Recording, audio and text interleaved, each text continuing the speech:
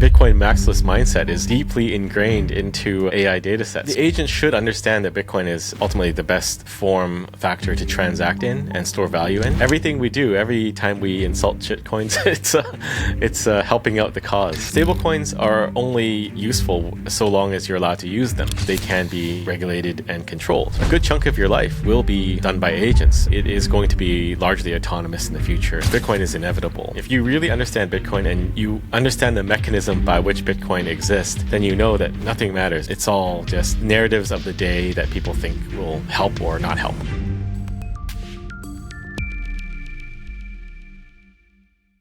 Let's move on to the AI situation that we have going on. That is definitely all over the headlines. The biggest story in the world right now, of course, is AI, how it is going to change our day-to-day lifestyle.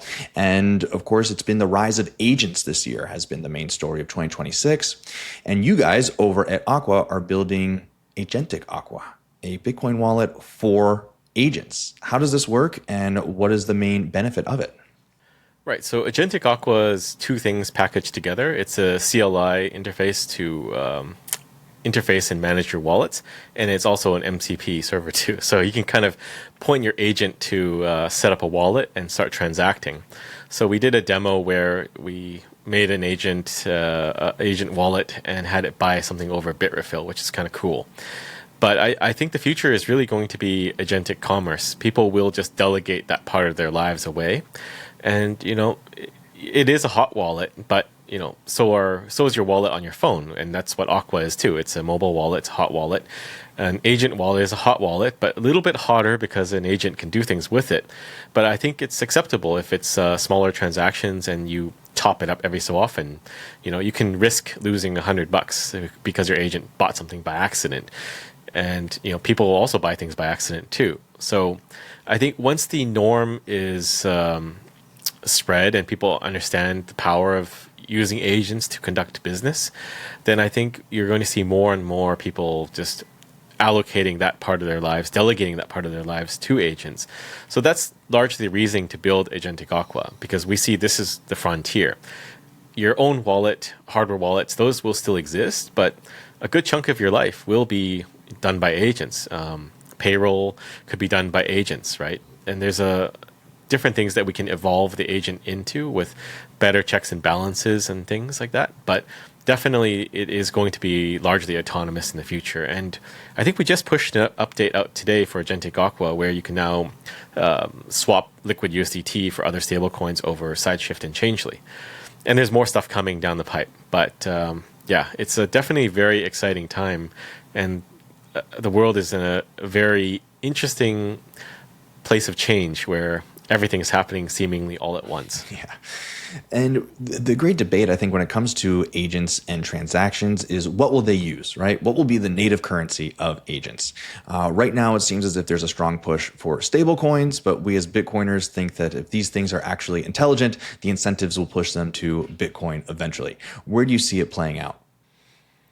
Well, I think the agent should understand that Bitcoin is ultimately the best form factor to transact in and store value in. But as you said, there is a big push. I think a lot of the stablecoin issuers are trying to find this new use case for stablecoins. But stablecoins are only useful so long as you're allowed to use them. And I think eventually that utility might start to narrow as they become more popular because they can be regulated and controlled. So we'll see how it plays out. But I think we've built up an interesting body of knowledge. A lot of Bitcoiners might think, if I'm posting on X or Reddit or wherever they post for this long and it's not been useful. But actually, no, that's all training data.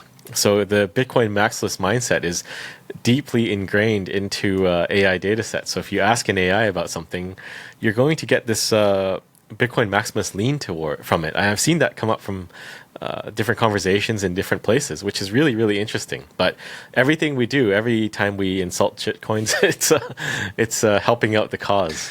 +1 for the data set. And then you yourself, how are you using AI and agents in your day-to-day life? I've got an interesting setup. I'm using a lot of different things right now. I'm using Claude just within the Claude app. I have my own setup using some open source stuff, and I'm also using Cursor. So I'm kind of just jumping between all these different tools depending on what I'm doing at any given time. And there's pros and cons with everything. The whole tool set is not that mature yet. I think the real breakthrough will be, I think Claude might be able to do it, but it is allowing cross collaboration with AI. So if you look at the Claude desktop app, you can sort of collaborate, but it's not really collaborative yet. You can't collaboratively edit documents. You can't edit inline manually. But once it gets there and it's like Google Docs, but with AI augmentation that is multiplayer, I think that will be a big productivity shift for organizations. You can kind of jury rig it yourself, but there's no simple out of the box Google Docs type interface right now, it seems. But yeah, like overall, I would say everything is so powerful. Like I'm able to do things solo that would take me, a week in a couple hours, and I can increase productivity maybe 5 times or 10 times, depending on the task. But it's a big game changer having all these tools at your disposal. It is. And has it changed day to day at Jan3 or Aqua? Like you guys integrating AI into the business? We're integrating it a lot into the development pipeline, and I think for us, it's not as impactful. I would say is like if your startup is doing a website, because we still need human review of every single line of code, but we are using tools to speed that up. Also the review process, building testing for all the different things, and also creation of code. But at the end of the day, every single line goes through a human and everything is checked and tested. So we don't have the benefit of I think Anthropic, they're just cranking it out and throwing it out there, right? Because, so what if there's a bug, we'll fix it later. But for a wallet, you can't really do that.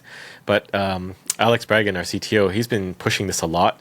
We have Tobias Wupperfield. He's our head of AI, and he's also implementing a lot of this tech into our whole development pipeline. So I would say we're pretty integrated with all the AI tools right now, and it's definitely allowing us to speed up development a lot. When it comes to development, another project that you've been helping to spearhead is Production Ready, another implementation of Bitcoin. Could you tell the audience what exactly Production Ready is and where is it in terms of its development? Right. So just to clarify, Production Ready is the nonprofit that is created to fund education and a third Bitcoin client. Sometimes people conflate the two and they say, "Oh, Production Ready is the client. Where's the client?" No, it's the foundation that will be fundraising and funding developers. And we've been talking to a number of developers to start working on it, but we're still in the fundraising stage right now. So you can find out more on productionready.org. It's started by me, Jimmy Song, Parker Lewis, and John Ratcliffe. And there's a lot of interest in sort of decentralizing Bitcoin client development. So we've had a number of donors already. Jimmy and team went to the Bitcoin conference in Vegas, and a lot of people are interested too, that we have more diverse clients with different ideologies behind them. And I think for us, it's conservatism, not political conservatism, but development conservatism. So minimizing the things that are going in, more focus on testing, making sure that critical bug fixes, security patches are all backported so that you can have a reliable client without changing things. Because one of the benefits of Bitcoin is you shouldn't have to chase the latest thing. If you wanted that, then there's Ethereum and all those other blockchain things. They're all competing on having the latest thing. And that's not really Bitcoin, right? I think for Bitcoin, it's about stability, about longevity, and about security. So you want to be able to stay on the current node or feature set that you are happy with and not have to upgrade. And that seems to be a change in how Bitcoin Core has been working in. It's almost like you need to upgrade because we're not backporting some fixes to older versions now. And by upgrading, you're following along with policy changes and other things. And I think that's personally not a direction I like. I like boring and stable. And that's also why I'm not really into the whole knots 110 thing. Like, it runs counter to my personal beliefs that I shouldn't need to panic about some patch that we're going to push out and it's going to be super urgent. And I think sometimes that's compared to the UASF before, but they're very different beasts. That was an upgrade everyone wanted that was being blocked, whereas this is, we're fixing something that we think is broken and it's very, very urgent, but there's no real strong consensus around that urgency or that this is the right fix. And just to be clear, for not 110 supporters, I support the idea behind it, but I think you have to build consensus, and there has to be agreement. Like, Rob, you should be able to talk about it intelligently, and say, is this a good thing or a bad thing? Not I haven't time to look at it yet because it's so rushed and you're busy with stuff. But the timeline, I think, for all these things should be in years. Like, not we're gonna push it out in July or August, and are you in or out? That's just not Bitcoin. And so this new client that you guys will be developing, is it a push, would you say, towards ossification?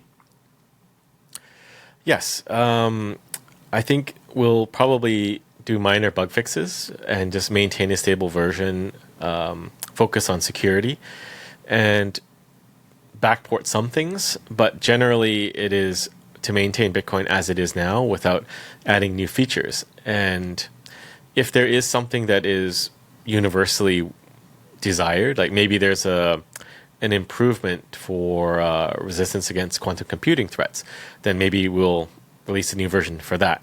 But we're still in talks with the developers that we're talking to about exactly what is the model for this and how we should proceed. But generally, we're more or less aligned that it is about conservatism and having a really strong, robust process to make sure that people are not just changing things willy-nilly and upgrading for the sake of upgrading. Well, one thing we would need to upgrade for in the future, if it ever does come, is the quantum threat, right? And I've heard you famously say that quantum is a nothing burger. There is no real quantum computer out there that can actually attack Bitcoin. All these gains have been on the theoretical level. Why do you think now quantum has come up in 2026? Or is it just because we need another narrative to talk about? Well, it's always been coming up. It's not just 2026. Like, you go back a couple of years, there was a big fuzz about it too. And I don't know. I think people are just pumping their own bags. If you look at the recent wave, it's because of a certain VC that invested in this company to help blockchains get quantum ready. So there is definitely a selfish intent there to benefit themselves by pushing this FUD. And, oftentimes these types of FUD are amplified by people that are trading too. Like, maybe they shorted Bitcoin and they want to push this narrative that Bitcoin is doomed, or it's an altcoin that has some quantum resistance thing already and they're trying to attack Bitcoin to promote themselves. So you have to look at the whole picture. But I think if you're a rational person, you have to say there has to be some proof of the threat. Like, there has to be something, at least, not just it could come, and it could come very quickly because stuff is advancing very quickly. Like, that's just not an argument that any rational person should accept. And you could argue, well, AI will bring quantum computing forward faster, but then AI can also defend Bitcoin in that realm too, because we have tools to speed up research and development as well. And what we've seen as a nice counter to all the FUD is a lot of real practical research coming from Blockstream and a lot of others that are actually tabling very practical solutions to address the future quantum threat. Yeah, I think one thing that does need to be addressed when it comes to quantum and Bitcoin is the fact that if we are able to create these quantum resistant addresses, the Bitcoin would still be needed to be migrated over, right? You'd still need to move all the Bitcoin to new addresses, and that would take some time. So I think it is smart that if we start at least talking about it now, downplay the FUD that makes it such a dire immediate threat, but make sure that we're also making development. And as you said, Blockstream is doing that. Okay, so now I'd like to switch gears over to regulation here in America. We've got the Clarity Act that Trump hopes to pass this year before the midterm elections. What's your take on Clarity? Do you think it matters for Bitcoin, or is this really just about the banks and stablecoins? I think the Clarity Act only matters to Bitcoin and it affects market sentiment, that the market seems to think it's important for Bitcoin, but I don't really think it's important to Bitcoin. I don't think who the Fed chair is matters to Bitcoin. Nothing really matters to Bitcoin. If you really understand Bitcoin and you understand the mechanism by which Bitcoin exists, then you know that nothing matters. Bitcoin is inevitable, and it's all just narratives of the day that people think will help or not help. But yeah, the Clarity Act is really just about fractional reserve bankers wanting to keep doing fractional reserve banking. That's the end of it. They're fighting about stablecoin yield. And this is why it doesn't really have anything to do with Bitcoin, because it's about stablecoins and banks, really. They're duking it out. And I don't really care so much one way or another, but because you can already have yield on stablecoins. It's just on secondary markets. You can lend out a stablecoin and get a yield on it, right? These markets already exist. It's just, can they do it directly, is the question. So it matters for some of the stablecoin issuers, I think, especially the US ones that want to compete with the banks. But for us, for us Bitcoiners, we don't really have a horse in the race. Like, either, Jamie Dimon will win, or, some US based stablecoin will win. Now, it was super interesting last week to see Jamie Dimon, sort of his mask come off and say that Brian Armstrong is full of shit and that he's a bad guy and that Jamie Dimon will not bow down to him. And that Brian Armstrong is so bad because he's spending hundreds of millions in lobbying money to get this bill passed. So it is interesting to see the bankers tremble when it comes to this. And I know that you're not the biggest fan of Brian Armstrong either, but to see that fight happen out in real time is super interesting. Yeah, I'll cheer for Jamie Dimon in this case, even though it's kind of gross, but, you have to pick. Yes. The lesser of two evils, and to you, Coinbase is worse. Interesting. How many apps does it take to manage your Bitcoin? One to buy, one to send, one for Lightning, and another for loans. That's a lot of friction. Well, now there's Rhino. Listen to the end, and I'll tell you how they'll set you up with $10 of free Bitcoin. Rhino is a next-generation Bitcoin app that makes living on Bitcoin easy. At Rhino, you can buy Bitcoin with zero fees. Get a Bitcoin-backed loan right in the app. Move cash globally over Bitcoin rails fast and easy. Automate your stacking with a DCA plan, so your stack is growing, whether the market is up, down, or you're touching grass. And it doesn't stop there. Bill pay, debit and credit cards, as well as retirement accounts are all coming soon. At Rhino, your Bitcoin is never rehypothecated. Security comes first, with biometric verification, 24/7 fraud protection, and the ability to move your Bitcoin to self-custody whenever you're ready. Click the link below in the description and download Rhino for iOS or Android. Use code Bitcoin News and Rhino will drop you $10 of free Bitcoin right into your wallet to start you on your stacking journey. Get the most Bitcoin for your dollar with Rhino.